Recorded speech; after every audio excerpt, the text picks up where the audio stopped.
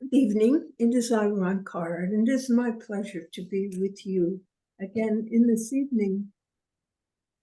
It has been a rather traumatic time for many people.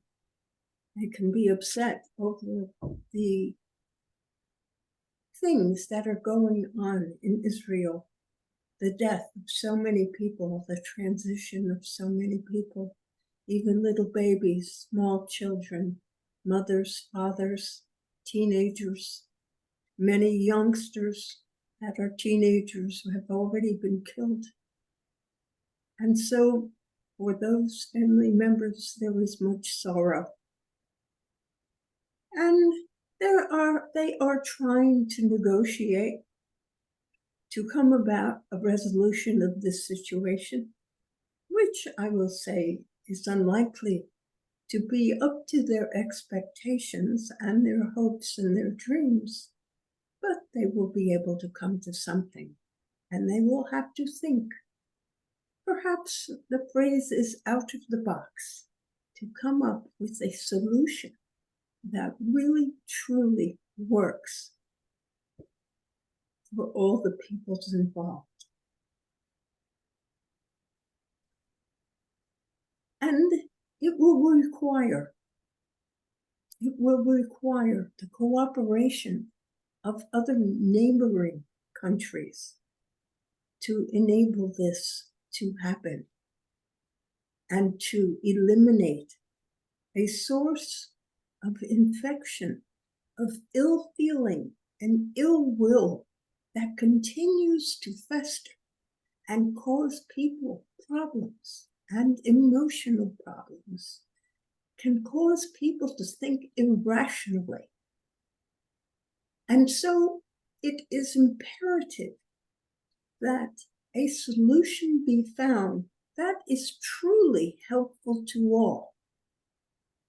And there may be necessary things that neighboring countries will need to contribute, that neighboring countries will need to give aid and help to, that neighboring countries are the key to creating lasting peace in the area.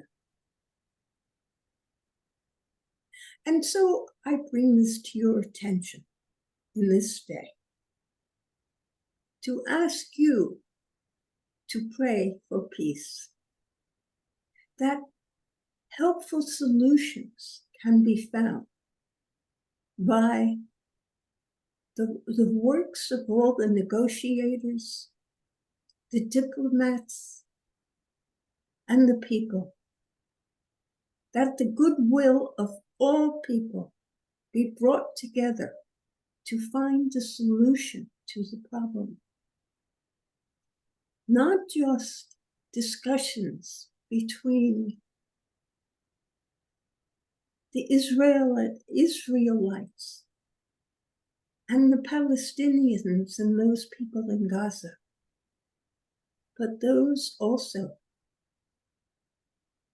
in Egypt, in Lebanon, and all the neighboring states, that everyone comes to discuss peace and help so that all the people can be made whole and can be made well. Of course, those who have lost relatives, children, friends, in the carnage which came about last week, will have their grieving time and will have to suffer. But for the hope of peace to be stable in the countryside and the area, it is important for everyone to be involved in negotiations, that everyone comes together to create the most peaceful solution to the problem. And so I ask all people who are on this this station today to pray, to think peace, pray for peace, think peace. In your own mind, think of ways that peace can be achieved for all people. What is it that needs to be done? Because the collective thought of many people with solutions to the problem can be the major influence to bring about peace and harmony among men. In the East, that all involved. This is not limited to an Israeli-Palestinian problem. It includes all the neighboring states. And while they have the power to say, I am not being involved, I want no part of this, they are involved. And by taking that attitude and in not participating in negotiations and peace talks, they are actually adding to the difficulty and the problem. And so I wish all of you to pray for peace. Think about how all the sides can be given what they need to receive, that all the people will have options and possibilities, that all the people can live in prosperity and good health, and all the countries can be a harmonious block, a creator of peace, happiness, and harmony. And that is my talk for today. Does anyone have any questions they would wish to ask either on that subject or on any other subject?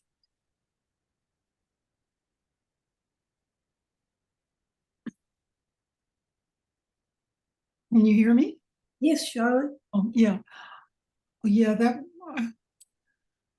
you know, I'm old enough to remember, World War II and the Holocaust and all that went on. And it's terrible to see history repeating itself.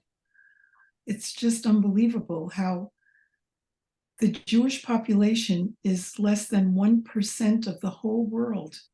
We looked up that statistic. And how could just say 1% rather than 1%, which means that it's like minimal. And yet I can't understand how there's so much anti-Semitism in the world, and it's still going on in this country as well. I have a mother who was born in Ukraine, Kiev, and she happened to be raised Jewish, but not very religious. And my father is Italian, so I'm of a mixed race. And my mother told me stories about how she came to this country because she lived in a neighborhood where the pogroms were, the soldiers would come and kill families, wipe out the whole family. And so she witnessed the families on both sides of her being killed, and they spared her family because my Aunt Vera, who was a teenager, had a boyfriend who was one of the soldiers. And so they spared her family, which was my mother's family. They had like 8 children. And it was right after that they came to this country. They immigrated, which thank goodness America took them, because there were times when that wasn't possible. And my mother had to leave everything. They were like, they had material things, but they weren't super rich, but they were kind of middle class. And she only came here with as much as she could carry. And she only had like a skirt and 2 blouses and her shoes and socks and a few pair of underwear. And they all had to leave everything behind and come here. And they thought, this would be a safe place to be. And then I remember, even though I was of mixed, my father was Italian and we lived in an Italian neighborhood, somehow I knew that the Germans were after me. As a little girl, I used to run up the stairs and hide in the closet because I dreamt that the German soldiers were marching up the stairs to find me and kill me. And I read Anne Frank. I remember reading that. And it's just so heartbreaking to know that this is still going on in this day and age, where I thought we were over that and that the young people wouldn't be so prejudiced. And I wonder, why is there so much man's inhumanity to man at this time? Is it ever going to change? I mean, is this what we can expect for our children and grandchildren, that there will never be peace on earth? Well, I'm not going to say that there will never be peace on earth, but it is up to mankind to decide that they want peace.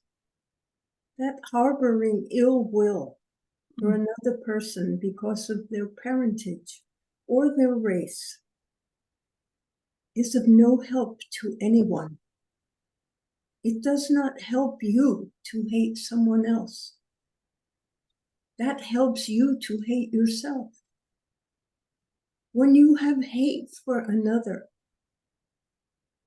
it allows you to see that which is bad in yourself and in others. And as a result, you can dislike yourself. You may not think that you are disliking yourself because you are turning that dislike outward. You are not looking at yourself. You are not looking at your behavior and your attitudes to see the disharmony that you create in your own life because you do not want and do not like someone simply because of their parentage or the color of their skin or their name or wherever they came from. I know on the physical plane, it is difficult to always provide for yourself. And that some people will always have more than you have. And some people will always have less. There will be people who envy you for what you have, just as you envy others for what they have, or what you think they have. And so you do not focus on creating your own happiness. You feel unhappy, and you continue to feel unhappy because you think the thoughts that make you unhappy. You think that someone, somewhere, has more than you. And there is no reason they should have more than you. And so you envy them. And you don't work perhaps as hard as you could work to obtain those things. To work to be prosperous, to bring about the best for yourself. You don't think and appreciate what you have. And so you are caught up in the thought of your lack of prosperity, your lack of wealth, your lack of everything.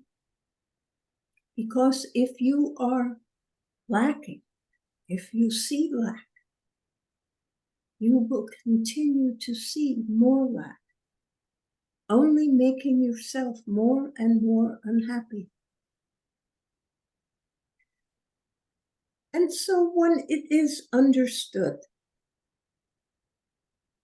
that all people create their own happiness by the things that they think, the things that they do, that this is what makes them happy. Having good thoughts, peaceful thoughts, wishing everyone well, all your friends, all your neighbors. You should wish them all well, that they have everything they want in life, and they appreciate what they have, and so they are happy. Wish people well. Wish they have those things that they want and need. Be willing to share, to give of your prosperity, so that others may receive and begin to think in ways that are more harmonious with happy thoughts, with prosperity, with love. For if you love one another, you accept one another as they are. You know that they have faults, but that is how they are. And you can still decide to love them by forgiving them for their faults. After all, do you not have faults? Do you not make mistakes? Do you need the forgiveness of others?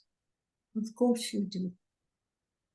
Because many times you have no idea what pain you have caused through your talking or your doing or an attitude somewhere, that you easily could have hurt someone's feelings or done something that was not helpful to them, was harmful to them.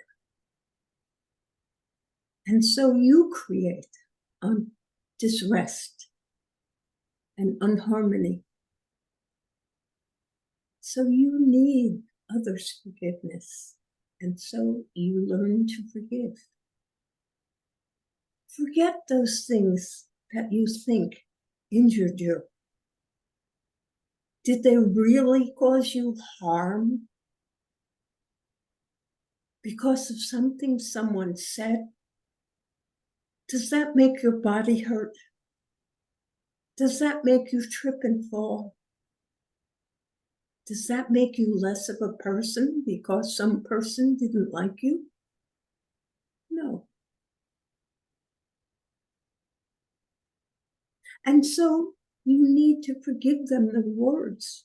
Words are meaningless in so many ways. If you do not accept other people's hostile thoughts toward you, if you do not accept the gift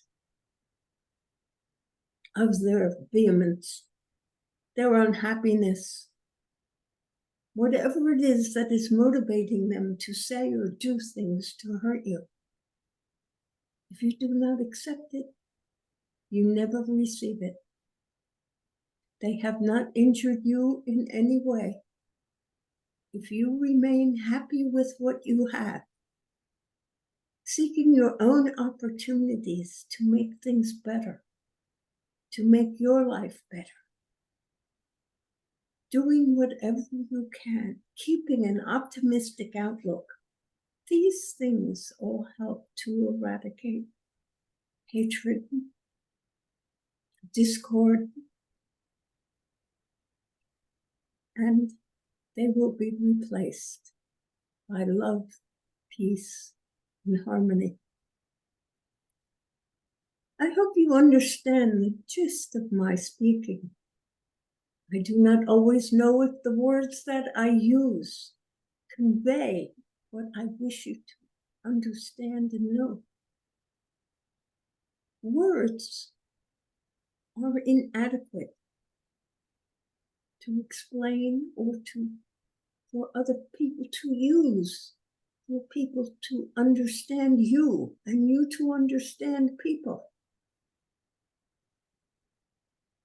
Communication in spirit is much better. Thinking something instantly gets it communicated to the other person. Words are so inadequate, and so difficult because there are a million different meanings to every word. And that which means something to you may not mean the same thing to someone else. The way you phrase something can cause confusion. And so hurt and harmony happen.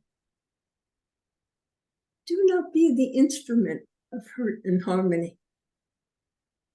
That means you do not accept it. You remain at peace and happy. Because whatever anyone says, try to understand and construe it to mean that which is best for yourself and makes you happy, or at least neutral. Do not take offense, and bless one another and wish one another well. And that is my prescription for world peace, as well as I have spoken for, that all of you should think peaceful thoughts and say peaceful prayers and work to do the best that you can to create peace and harmony in your own life. In your own home. In your own home, yes. Because the more peace and harmony there is individually in your houses, in your homes, in your beings, the greater will be the change for peace.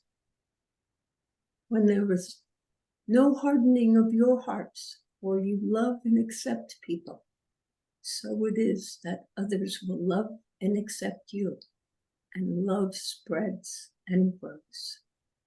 As does hate and distrust. And so you have your choice. Think love, peace, and happiness. That was wonderful. Thank you so much. You're most welcome. Are there other questions? Hello. Yes.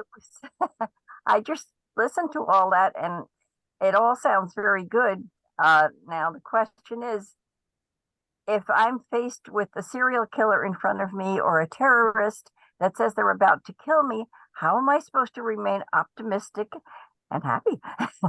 Well, I think if you are faced by a terrorist or person who says he's about to kill you, you should take every action that you possibly can to avoid being killed. That is the first thing. You don't try to remain optimistic. Self-defense is your immediate need. That is what you must do. And yes, if you choose to embrace the fact that there may be people in this world who don't like you just because of your parents or some other reason, that is one thing. But you can counteract that by having peaceful thoughts and wishing those people well. For goodwill toward others goes a long way in changing others' opinions to more pleasant and helpful ones. Right. But certainly, if you are faced with a terrorist, you need to do whatever you can do to preserve your own life, and that includes to resist the terrorist, and if you must, to cause them injury or harm, or to kill them, because it is either your life or their life. And you do not have to kill with animosity. You are killing in self-defense. So it is not the same thing as a person who murders others. Right. Okay. Are there other questions?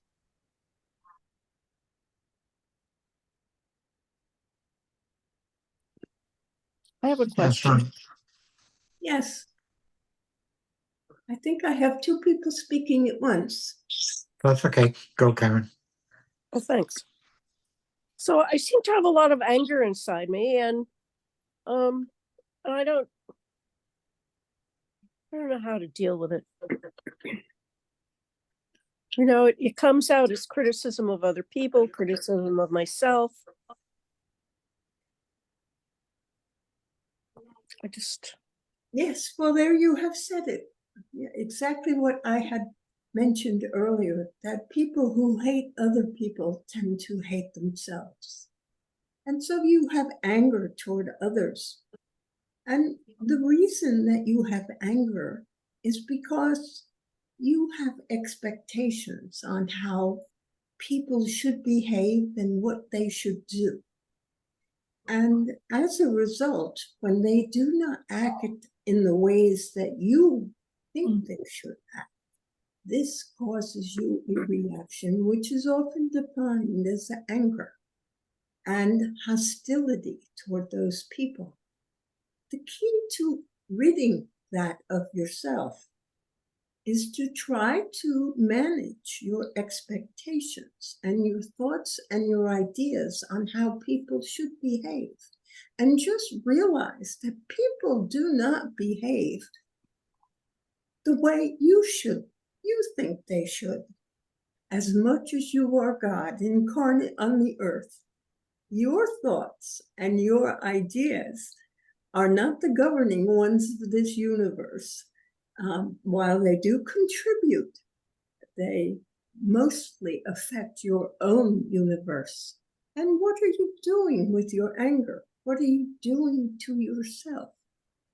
The hostility you feel toward others only isolates you and makes you more unhappy with yourself because you are now self-critical. You are critical of others, and so you now are critical of yourself. And so you see that you do not live up, perhaps, you do not live up to your own standards, your own evaluations, and you wish to be happy. And so you can start by forgiving yourself that you are not perfect. There have been things that you may have done or said in the past which you now wish you did not do. right. And so forgive yourself for that mistake. If necessary, ask forgiveness of the other people. Sometimes that can clear the air. If you have never expressed that anger and hostility toward those people, well, it might not be what you can do, but you can say, you can even go up to them and say, you know, I'm sorry.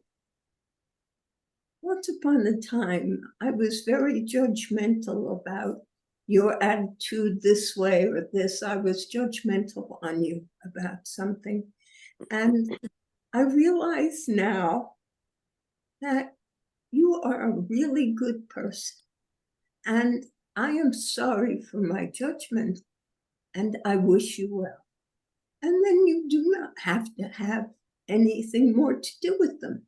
They do not need to be your friend unless you wish them to be your friend. But that is, it may or may not happen if you can forgive them. But you need to forgive yourself. Find the words, find the ways. Say, I forgive myself for the mistakes I have made in the past. I forgive myself for the judgments I have made on others. And I forgive myself for the judgments that I have made on my mistakes.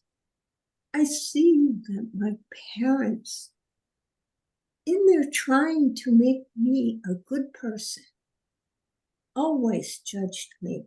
And so I learned to judge myself and I learned to judge others.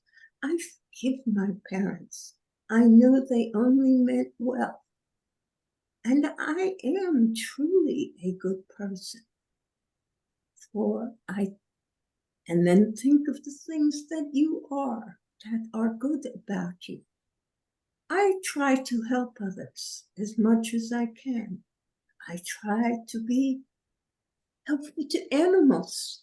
I try to be as good as I can be. So I am the best person that I can be. And so I have to admire my efforts. I need to forgive myself if I fall short, for I have patterns of behavior that I saw as a child. And those patterns of behavior repeat themselves in my life. And so I forgive myself, and I have to break these patterns, these thoughts. And I am going to work at that, so that when I find myself making judgments that make me unhappy, I have to stop.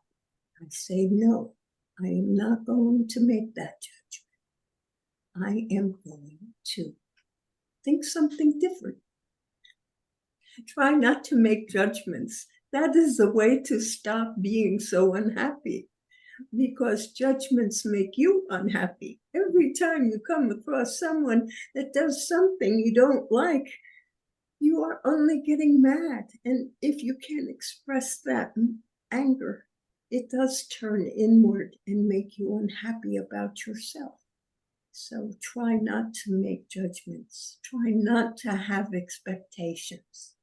And when you find yourself judging someone because they didn't live up to your expectation, simply say, no, I am not going to think that. I am going to forgive them for being human. We all make mistakes. I make mistakes, I forgive myself. You make mistakes, I forgive you. And in this way, we will all live happier lives. I don't know if that suggestion is enough, but it is the one that will eventually work. Realize your expectations, that you expect people to behave in certain ways. When they don't, you either get mad or you get hurt. It is your choice. And often you experience both anger and hurt. So try not to have expectations. Just allow people to make their own mistakes and suffer their own consequences, which may be losing you as a friend because it's something you don't approve of, but you don't have to judge them. Just you do not approve of what they do, so you don't get too close to them. You don't become their friend. You may limit the help that you give them because you do not choose to help people who behave in the way that they behave. There are all ways of thinking. Just learn to think creatively on giving excuses to people on why they have bad behavior. Oh, they must have been brought up by parents who didn't care and never taught them manners. Oh, they must have had a terrible mother. Look what kind of example she must have set for them. Or it must have been a terrible father. What kind of example did he set that they grew up to be this way? Make excuses and forgive. Thank you, Roncar. And then make excuses for yourself and forgive yourself. Okay. And I believe there was, Larry was speaking. Yes, Roncar. I was just actually thinking what you had just said was that, you know, what we internalize, we need to forgive so that we can forgive outward as well. And that's all I was thinking. Yes, that is excellent thinking. You forgive yourself, and then you can forgive others. Very true. Yes, the act of forgiving gets easier because you forgive yourself Now you can forgive others. So true. A good thought. Thank you. You're welcome. Are there other questions?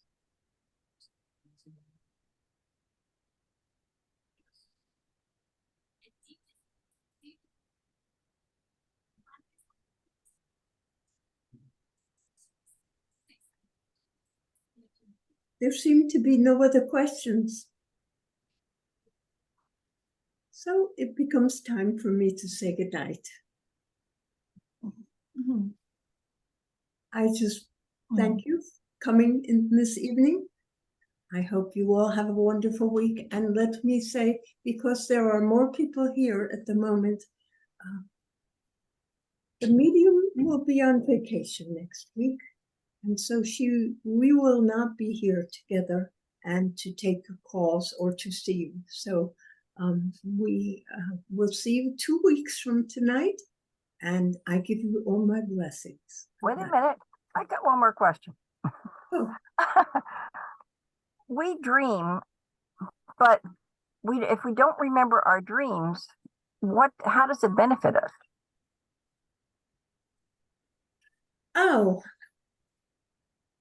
I mean, I know there's tricks you can do to try to remember your dreams, but if you just don't remember them, what benefit is it?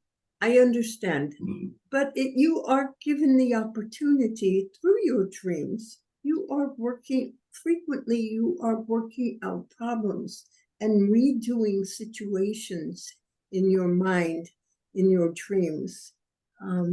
They can be symbols of things that are going on in your life now, such as you may have a frightening dream of someone chasing you. And it isn't that someone is changing you in your life, it's that there's a problem maybe that you're trying to avoid and not discuss or not find the solutions to. And so you end up with a dream in which something is chasing you because you are avoiding something in real life. And so you have to look at your dreams that way. So even if you don't remember them, those situations are playing out in your mind.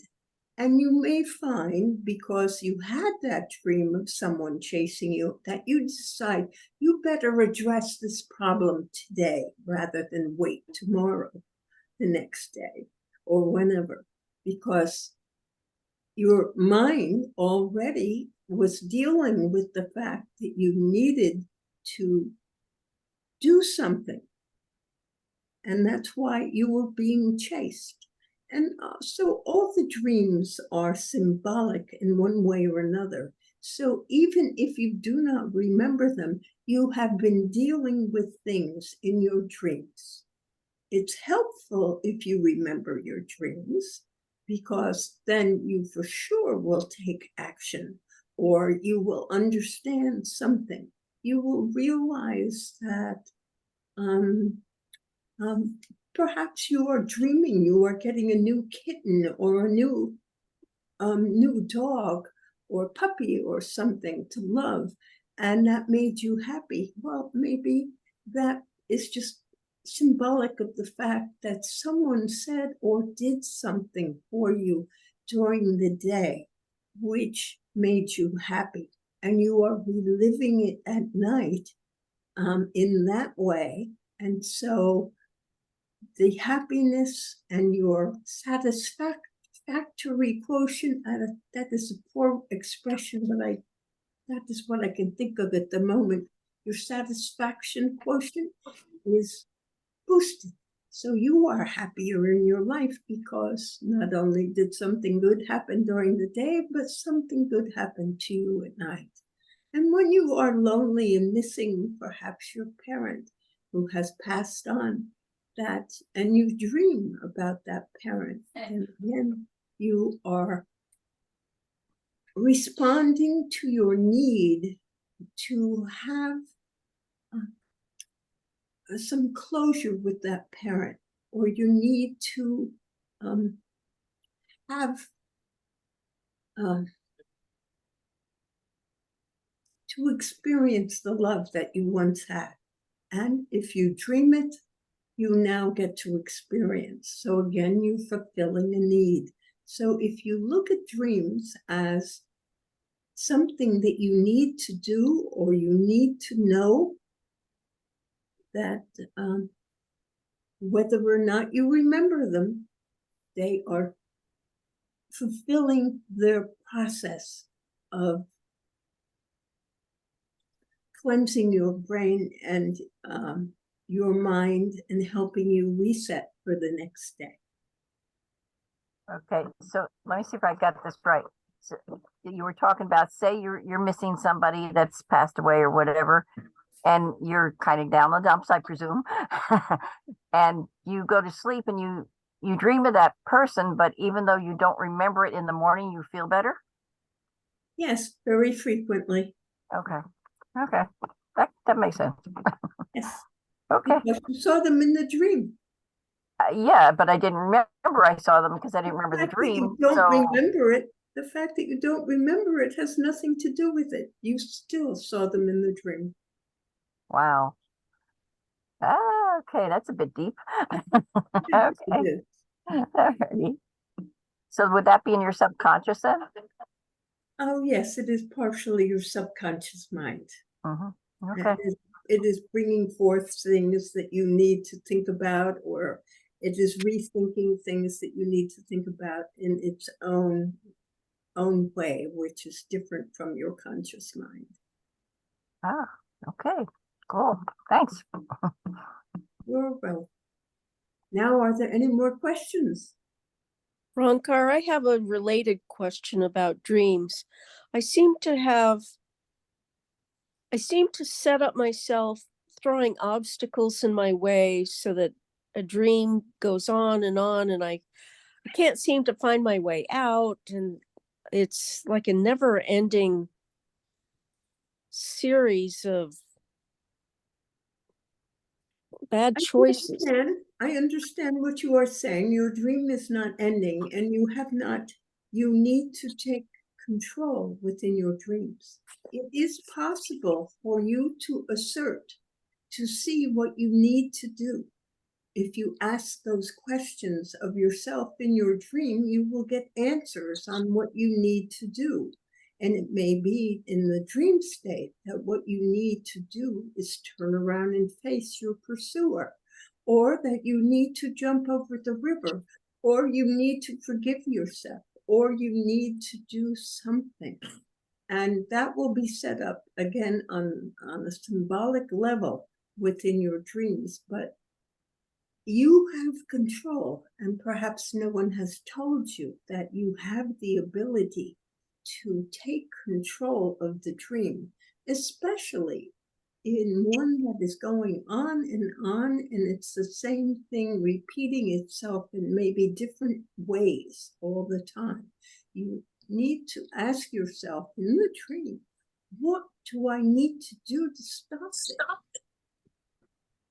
And it will help you. You will have a thought, and then if you can take the action in your dream, which may be hard for you to do because it may be scary, or you may not want to have to do this thing, but if you make yourself in the dream begin to take the action, your dream will end.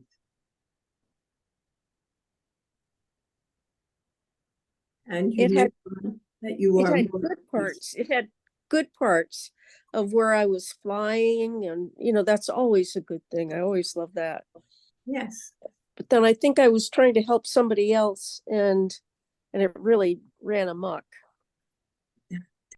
Well, it's almost impossible to help someone else on the physical plane unless it is something easy, like or something very small that you can do physically, like pick them up after they have fallen down, or open a door, or close a door, or find something in a cabinet for them. But if it is a real problem that someone has, it is up to them to solve their own problem. And no matter how much you try, you will be unsuccessful because they will not be able to hear what you are saying. They will not be able to take your advice. And it is often possible that, as you said, in your dream, it will run amok, but in real life, what will happen is that you will lose a friend. Okay. I hope that's been helpful. Is there anything else? Thank you. Yes, Roncar. Then I give you all my blessing. Good night. Good night.